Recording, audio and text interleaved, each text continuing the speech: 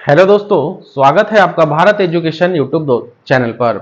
दोस्तों, आज हम बेल्ट्रॉन डाटा एंट्री ऑपरेटर के उन महत्वपूर्ण प्रश्नों को जानेंगे जो बेल्ट्रॉन डाटा एंट्री ऑपरेटर के परीक्षा के दृष्टिकोण से काफी महत्वपूर्ण साबित होने वाला है। तो दोस्तों, चलते हैं हम प्रश्नों की ओर। दोस्तों, आप इस चैनल पर नए हैं और चैनल को सब्सक्राइब नहीं किए हैं तो आप सबसे पहले चैनल को जरूर सब्सक्राइब कर लें और वीडियो को बिना स्किप किए अंत तक देखें, तो आपके लिए बहुत ही कारगर साबित होगा। तो फ्रेंड, चलते हैं हम पहला प्रश्न की ओर। पहला प्रश्न है, किसी एप्लीकेशन को वेब पर माउंट करने का निम्नलिखित में से कौन सा लाभ है? दोस्तों, ऑप्शन है प्रयोक्ताओं के लिए 24 घंटे प्रवेश की संभावना और ऐसी प्रणाली का सृजन करना जिसका विश्वव्यापी विस्तार हो सके, इंटरफेस की संरचना का मानकीकरण, या ये सभी। तो दोस्तों, वेब पर माउंट करने का निम्नलिखित जो लाभ है वह ये तीनों ऑप्शनों जो है ये लाभ है, यानी ए, बी और सी ऑप्शन जो है यह तीनों लाभ है। तो इसका राइट उत्तर जो है ऑप्शन डी, यानी ये सभी इसका राइट उत्तर हो जाएगा। अगला प्रश्न है, प्राप्तकर्ता के छोर पर एन्क्रिप्टेड डाटा का क्या होना जरूरी है ताकि उपयोगकर्ता इसे आसानी से पढ़ सके? डिक्रिप्टेड, डिमोडुलेटेड, एनकैप्सुलेटेड या फिर ऑगमेंटेड? तो दोस्तों, इसका राइट उत्तर जो है ऑप्शन बी, यानी डिक्रिप्टेड इसका सही उत्तर हो जाएगा। नेक्स्ट है, कंप्यूटर एप्लीकेशंस को बनाने के लिए प्रयुक्त डीबीएमएस किसको कहते हैं? दोस्तों, कंप्यूटर एप्लीकेशंस को बनाने के लिए प्रयुक्त डीबीएमएस किसको कहते हैं? तो देखते हैं हम, database micro system, database machine system, database maintenance system या फिर डेटाबेस मैनेजमेंट सिस्टम? तो दोस्तों, इसका राइट उत्तर जो होगा वह डेटाबेस मैनेजमेंट सिस्टम होगा, यानी ऑप्शन डी जो है इसका राइट आंसर हो जाएगा। अगला प्रश्न है, निम्नलिखित में से कौन सा कथन असत्य है? दोस्तों, इन चार ऑप्शनों में आपको बताना है कि कौन सा कथन जो है वह असत्य है। माइक्रोसॉफ्ट विंडो जीयूआई है, लिंक्स जीयूआई है, डीवीडी में 5000 केबी से अधिक डेटा संग्रहित किया जा सकता है, या फिर AITB फ्लैश ड्राइव प्रत्येक 1 MB आकार की 2 मिलियन फाइलों को संग्रहित कर सकता है। तो दोस्तों, इसका असत्य कथन जो होगा वह AITB फ्लैश ड्राइव प्रत्येक 1 MB आकार की 2 मिलियन फाइलों को संग्रहित कर सकता है, यह ऑप्शन बिल्कुल गलत है, यानी ऑप्शन डी जो है यह राइट हो जाएगा। नेक्स्ट प्रश्न है, OSI रिफ्रेश मॉडल में कितने परतें होती है? 4, 5, 6 या फिर 7?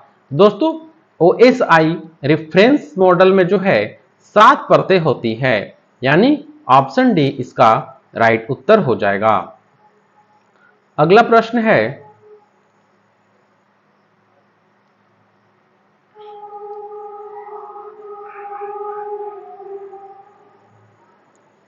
IBM DOS है एक, यानी IBM DOS जो है यह एक क्या है? सिंगल यूजर ऑपरेटिंग सिस्टम है, या मल्टी यूजर ऑपरेटिंग सिस्टम है, या फिर बैच ऑपरेटिंग सिस्टम है, या टाइम शेयरिंग ऑपरेटिंग सिस्टम है? दोस्तों, IBM DOS जो है यह सिंगल यूजर ऑपरेटिंग सिस्टम है, यानी ऑप्शन ए इसका सही उत्तर होगा। अगला प्रश्न देखते हैं दोस्तों, निम्नलिखित में से किस प्रचलन प्रणाली ऑपरेटिंग सिस्टम में नोटपैड एक टेक्स्ट संपादक है? Windows, Google Chrome, Mozilla Firefox या फिर मैकिन्टोश? दोस्तों, किस ऑपरेटिंग सिस्टम में नोटपैड जो है एक टेक्स्ट संपादक है? तो वह विंडोज हो जाएगा, यानी राइट उत्तर जो इसका है वह विंडोज, यानी ऑप्शन ए इसका करेक्ट उत्तर हो जाएगा। अगला प्रश्न है, mobile operating system software Android किस कंपनी ने विकसित किया था? माइक्रोसॉफ्ट कॉर्पोरेशन ने, गूगल कॉर्पोरेशन ने, इंटेल ने या फिर एप्पल कॉर्पोरेशन ने? दोस्तों, mobile operating system software Android किस कंपनी ने विकसित किया था? तो वह गूगल कॉर्पोरेशन ने विकसित किया था, यानी ऑप्शन बी इसका सही उत्तर हो जाएगा।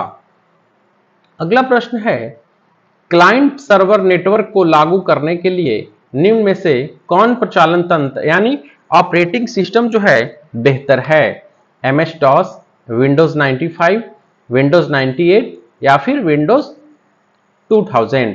तो दोस्तों, क्लाइंट सर्वर नेटवर्क को लागू करने के लिए कौन सा ऑपरेटिंग सिस्टम जो है बेहतर है? तो वह विंडोज 2000 जो है यह ऑपरेटिंग सिस्टम बेहतर है, यानी ऑप्शन डी इसका राइट उत्तर हो जाएगा। अगला प्रश्न देखते हैं दोस्तों, लिंक्स एक है, यानी लिंक्स जो है यह क्या है? एक एप्लीकेशन सॉफ्टवेयर है, या वर्ड प्रोसेसर है, या डेटाबेस मैनेजमेंट सिस्टम है, या फिर ऑपरेटिंग सिस्टम है? दोस्तों, लिंक्स जो है यह क्या है? तो लिंक्स एक ऑपरेटिंग सिस्टम है, यानी ऑप्शन डी इसका राइट उत्तर हो जाएगा। अगला प्रश्न है दोस्तों कि सॉफ्टवेयर कॉस्ट एस्टिमेशन मॉडल यानी कोकोमो जो है का पूर्ण रूप क्या है? Common cost model, converging cost model, या फिर कॉस्ट कंस्ट्रक्टिव मॉडल, या कंस्ट्रक्टिव कॉस्ट मॉडल? तो दोस्तों, सॉफ्टवेयर कॉस्ट एस्टिमेशन मॉडल जो है इसका पूर्ण रूप यानी कोकोमो का पूर्ण रूप क्या होता है? तो कंस्ट्रक्टिव कॉस्ट मॉडल होता है, यानी दोस्तों इसका राइट उत्तर जो है ऑप्शन डी हो जाएगा। अगला प्रश्न देखते हैं, निम्नलिखित में से कौन सा इस समूह का सदस्य नहीं है? ऑप्शन है यूनिक्स, MS DOS, विंडोज और फायरवॉल। तो फ्रेंड, इस समूह का सदस्य कौन सा नहीं होगा? तो वह फायरवॉल जो है यह इसका सदस्य नहीं होगा, यानी ऑप्शन डी इस प्रश्न का सही उत्तर हो जाएगा। नेक्स्ट है, कोड की स्क्रैम्बलिंग कहलाती है। दोस्तों, आपको बताना है कि कोड की स्क्रैम्बलिंग जो है वह क्या कहलाती है? इनक्रिप्शन, फायरवॉलिंग, स्क्रैम्बलिंग, या फिर डीकैप्शन? दोस्तों, स्क्रैम्बलिंग, कोड की स्क्रैम्बलिंग जो है क्या कहलाती है? तो वह इनक्रिप्शन कहलाती है, यानी राइट उत्तर इसका ऑप्शन ए हो जाएगा। अगला प्रश्न है, निम्नलिखित में से कौन ऑब्जेक्ट ओरिएंटेड प्रोग्रामिंग का मान्य लक्षण नहीं है? क्लास, इनहेरिटेंस, पॉलीमॉर्फिज्म, या फिर पैरेलेलिज्म? दोस्तों, अब कौन से ऑब्जेक्ट ओरिएंटेड प्रोग्रामिंग का मान्य लक्षण नहीं है? तो वह पैरेलेलिज्म जो है यह मान्य लक्षण जो है यह नहीं है, यानी उत्तर जो है इसका ऑप्शन डी हो जाएगा।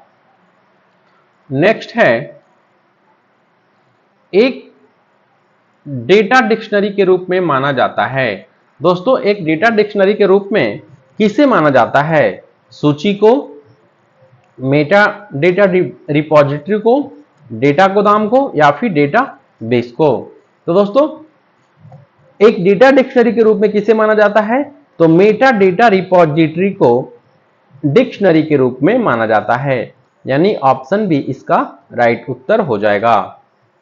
नेक्स्ट है, एक डेटाबेस वेयरहाउस क्या करता है? बहुत से नामकरण समूहों और प्रारूपों को अंतर्विष्ट कर लेता है, महत्वपूर्ण विषय क्षेत्रों के आसपास संगठित रहता है, मात्र करंट डेटा को ही अंतर्विष्ट करता है, या फिर एंड यूजर्स के द्वारा अपडेट किया जा सकता है? दोस्तों, एक डेटा वेयरहाउस जो है वह क्या करता है? तो महत्वपूर्ण विषय क्षेत्र के आसपास संगठित रहता है, यानी दोस्तों इसका राइट उत्तर जो होगा वह ऑप्शन बी हो जाएगा। अगला प्रश्न है, डेटाबेस से जानकारी को पुनः प्राप्त करने के लिए किस भाषा का उपयोग किया जाता है? उच्च स्तरीय भाषा का, SQL का, 4GL का, या फिर क्वेरी लैंग्वेज का? दोस्तों, डेटाबेस से जानकारी को पुनः प्राप्त करने के लिए किस भाषा का उपयोग किया जाता है? तो दोस्तों, क्वेरी लैंग्वेज यानी क्वेरी भाषा का उपयोग जो है किया जाता है। इसका राइट उत्तर दोस्तों ऑप्शन डी होगा। नेक्स्ट प्रश्न है, ब्लॉकिंग फैक्टर क्या है? दोस्तों, ब्लॉकिंग फैक्टर जो है यह क्या है? एक फाइल में ब्लॉकों की संख्या, रिकॉर्ड्स की संख्या और रिकॉर्ड्स की कुल संख्या के बीच अनुपात, एक ब्लॉक में रिकॉर्ड समूह की संख्या, या फिर इनमें से कोई नहीं। तो दोस्तों ब्लॉकिंग फैक्टर जो है यह रिकॉर्ड्स की संख्या और रिकॉर्ड्स की कुल संख्या के बीच अनुपात है। यानी इसका राइट उत्तर जो है दोस्तों ऑप्शन बी हो जाएगा। ब्लॉकिंग फैक्टर क्या है? तो रिकॉर्ड्स की संख्या और रिकॉर्ड्स की कुल संख्या के बीच अनुपात है।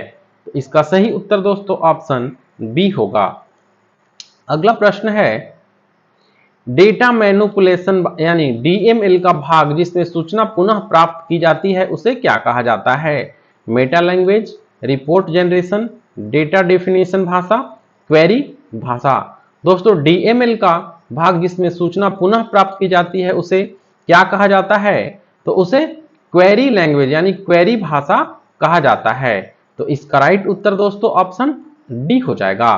दोस्तों यदि आप इस चैनल पर नए हैं और चैनल को सब्सक्राइब नहीं किए हैं तो आप सबसे पहले इस चैनल को जरूर से जरूर सब्सक्राइब कर लें ताकि बेल्ट्रॉन डाटा एंट्री ऑपरेटर का परीक्षा जो है वह इस चैनल के माध्यम से आपको बहुत सारे महत्वपूर्ण प्रश्न बताए जाते हैं जो आपको स्मरण जरूर करना चाहिए।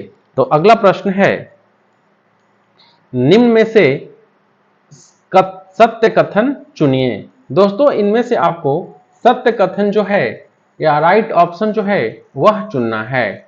ऑप्शन है एक प्राइमरी कुंजी में डुप्लीकेट टर्म की संरचना होती है। दोस्तों आपको इन ऑप्शनों में सत्य कथन जो है वह चुनना है। एक प्राइमरी कुंजी में डुप्लीकेट नाम की संरचना होती है, यह बिल्कुल गलत है। अगला ऑप्शन है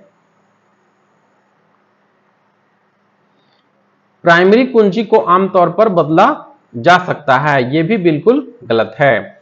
फॉरेन कुंजियां डाटा मूल्यों पर आधारित है। दोस्तों यह ऑप्शन जो है बिल्कुल राइट है। तो इसका राइट उत्तर जो है दोस्तों ऑप्शन सी हो जाएगा।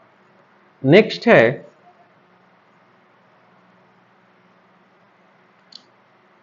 निम्नलिखित में से कौन सा स्प्रेडशीट का एक उदाहरण है? Microsoft Word, Microsoft Excel, Microsoft Outlook या फिर माइक्रोसॉफ्ट पावर पॉइंट। दोस्तों अब स्प्रेडशीट का एक उदाहरण जो है वह कौन सा है? तो माइक्रोसॉफ्ट एक्सेल है होगा। यानी ऑप्शन बी इसका सही उत्तर हो जाएगा।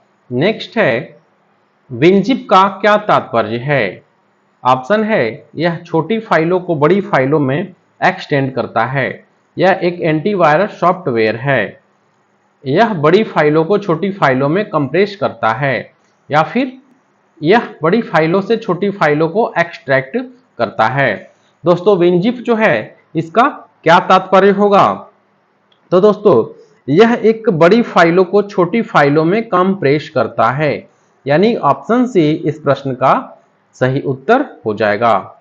नेक्स्ट है माइक्रो प्रोसेसर की गति जानी जाती है।